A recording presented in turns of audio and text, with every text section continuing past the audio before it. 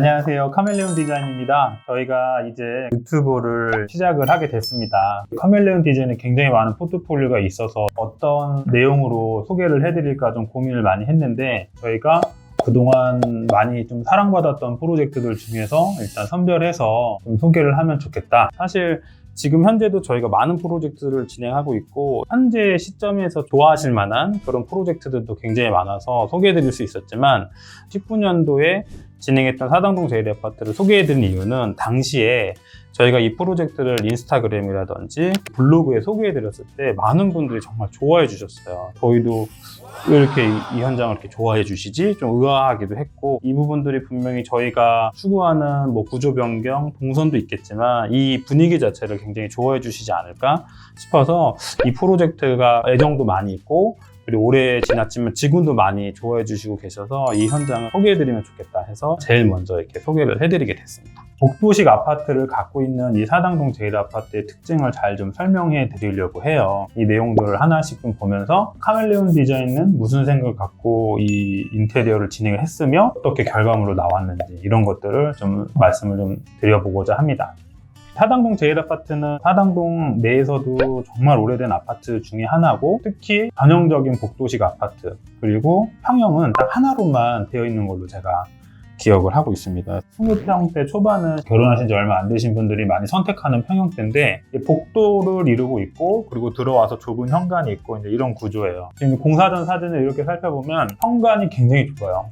그 사진을 보면 신발장 자체도 좀 들어갈 수 있을까? 이렇게 볼 정도로 굉장히 좀 좁게 빠졌어요. 다행히도 이렇게 오래 지어진 아파트들은 내부에 비내력 벽이 굉장히 많습니다. 그래서 현관의 우측면을 이렇게 보면 다행히 비내력 벽이었고, 그 비내력 벽을 허물면서 다용도실 입구가 들어가는 방향이 이제 바뀌게 된 거예요. 이제 원래는 주방에서 이제 뒤로 들어갈 수 있는 그런 구조였다면, 벽체를 다시 신설해서 주방 후면으로 쓰고, 그리고 현관 우측으로 들어갈 수 있도록 이렇게 구조 변경을 했었죠. 가장 큰 장점으로 봤던 거는 현관에 신발장 하나도 놓기가 부족할 정도로 굉장히 좁았던 그 공간이 수납을 많이 놓을 수 있는 공간으로 변화가 됐고, 주방은 주방대로 또 좋아졌어요. 주방도 저 문 때문에 어떤 물건을 놓기가 애매했는데 냉장고를 놓을 수 있는 자리를 확보할 수 있게 돼서 굉장히 좋았죠. 다용도실 들어오면 세탁기를 놓고 또 쓰는 공간이었어요. 그러니까 얼마나 이제 불편하겠어요. 옷을 정리해서 말리고 이런 행위들을 이렇게 비좁은 곳에 다 하게 됐어요. 근데 이거를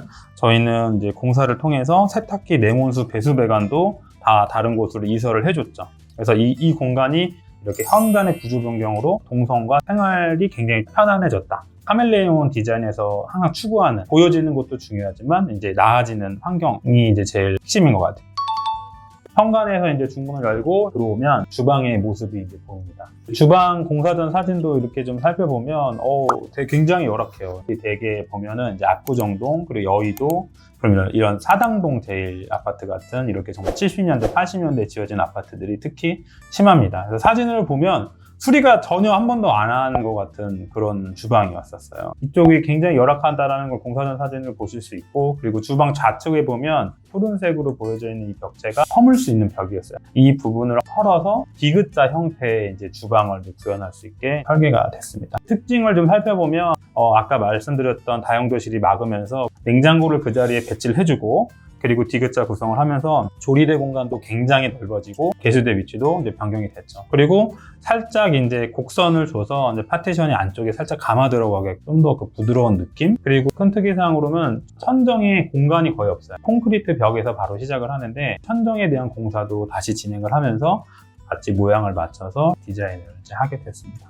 그리고 간살의 느낌의 파티션도 이 주방에 조금 구현을 했습니다. 여기 집의 구성은 이제 사모님과 남편분, 이제 두 분이 지내시는 집이었어요. 키친의 공간에서 이제 다이닝 테이블을 두냐 안 두냐, 이게 굉장히 핵심이에요. 이렇게 20평형이든 30평형의 투베이 구조나 이런 것들을 보면 다이닝 테이블을 놓으면 키친의 영향력이 굉장히 감소해요. 그래서 거실 한편에 확장한 곳에 테이블이 들어갔고, 그로 인해서 이런 디귿자 구조가 사실 나올 수가 있었어요. 만약에 테이블도 그 식사하는 곳이 키친과 가깝게 다이닝 테이블을 구현해야 된다고 했다면 아마 이런 식의 좀 디자인도 나오기 어려웠을 것 같아요.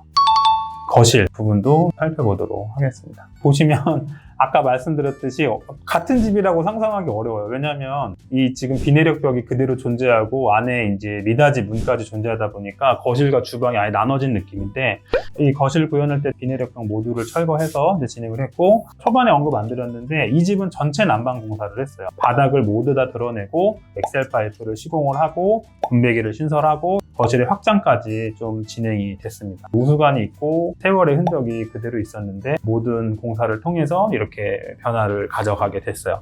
거실의 특징이라고 좀 보면은 큰 창, 전창이 있고 반창이 우측에 이렇게 위치해 있는데, 전창 같은 경우는 밖의 뷰를 그대로 느끼게 하려고 픽스창으로 구현을 좀 했고, 오른쪽 창 같은 경우는 단열에도 신경을 써야 되기 때문에 이중창으로 이제 공사를 진행을 했습니다. 그리고 일부 특이사항은 철거되지 않는 천정의 보가 있는데 그 뒤쪽에 매립형 수납장을 이제 제작해서 넣어드렸어요. 그리고 이제 사진을 자세히 보면 수납장 밑에 점검구가 있습니다. 이제 원래 이쪽에 우수관이 있었죠. 혹시라도 문제가 생기면 확인을 해야 되기 때문에 목공으로 제작을 해서 이쪽에 필요시에는 이제 오픈해서 볼 수 있도록 마감을 했습니다. 전체적인 테이블이랑 체어들은 이제 고객님이 이제 좋아하셨던 제품으로 구매를 하셔서 이제 진행을 했는데, 바닥 마루의 색상과도 굉장히 잘 어울리는 그런 제품으로 이제 들어갔습니다. 그리고 이제 발코니 쪽을 좀 볼게요. 처음에 설명드렸듯이 이 세탁실이 현관 입구 쪽에 있는 다용도실, 그러니까 그쪽이 원래 메인 세탁실이었죠. 수도 배관 이설을 작업을 통해서 세탁기랑 건조기를 이렇게 안방 발코니로 옮겼습니다. 근데 이제 많이 항상 물어보시는 게 안방 발코니에 이렇게 뭐 세탁기를 놔도 되나요? 이런 말씀 많이 하시는데, 그냥 오수관에 세탁물을 버리면 그건 문제가 되지만 정상적인 공사를 통해서 온수, 냉수, 배수, 배관을 다 적절하게 공사를 하면 문제될 게 없어요. 세탁을 하고 건조기에 못 돌리는 옷들도 여기 지금 발코니 위에 상단에 설치된 빨래 건조대 이용해서 이제 한 번에 다 이제 빨래를 해결할 수 있도록 이렇게 공사를 통해서 이렇게 앞에 발코니로 좀 옮겨줬습니다. 그리고 이쪽에 원래 화장실 컨디션이 어땠었는지 한번 볼게요. 기존에는 이렇게 여닫이 도어로 되어 있었고, 그 내부는 뭐 중간에 수리가 한 번도 되어지 않았던 그런 모습 그대로 보여지고 있습니다. 슬라이딩 도어를 활용해서 이렇게 진입하기 편하게끔 당시 했고, 디자인도 그냥 평범한 민자 도어가 아니라 포인트가 될 만한 우드 색상을 선택을 했고, 손잡이도 이렇게 가로 타입으로 바로 제작을 하고 타공까지 좀 했어요. 안쪽으로 이렇게 들어오면 샤워 부스 공간을 따뜻한 우드 느낌을 좀 줄 수 있게끔 그렇게 했고, 그의 나머지 부분들은 다 흰색, 매지가 거의 없는 타일로 진행을 해서 샤워 부스 안쪽이 좀 돋보이게끔 디자인 설계를 좀 했습니다. 그리고 이제 안방이랑 나머지 방 이제 남은 두 개를 좀 볼 텐데, 공사 전 사진에 보면은 이 벽체가 화장실 옆이라서 그랬을 수도 있는데 뭐 결로 현상 이런 것들이 굉장히 심해서 이제 곰팡이가 굉장히 많았던 모습을 볼 수 있어요. 그래서 이쪽 부분은 안방, 드레스룸, 그리고 세탁기 뒷면에 다 이중 단열 공사를 했습니다. 단열 공사를 해줌으로 인해서 이제 집에 결로 현상이라던가 이제 습기가 이제 거의 들어오지 않게끔 공사를 했던 게 이 안방 설계의 좀 가장 중요한 부분이었던 것 같아요. 고객님 요청대로 침대를 이제 하나씩